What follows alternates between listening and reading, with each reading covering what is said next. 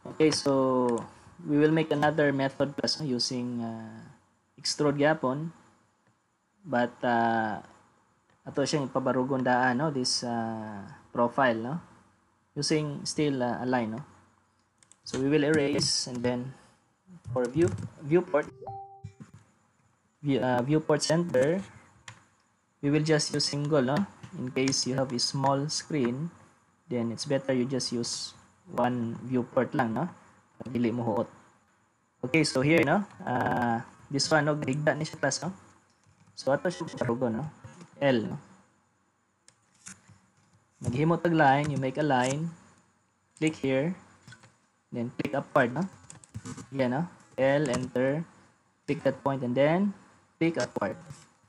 Okay, make sure your one class snaps, no, are set, no, in this manner, no. Okay, so EL, no, EL class, no, enter, select these objects, no, enter, click, and then another click, no. So nag-pair na sila, no, pairing. Then this is the endpoint, no. Click, and then click, and then enter. Then enter gyapon, no lang. It will not scale, no. Enter. Okay.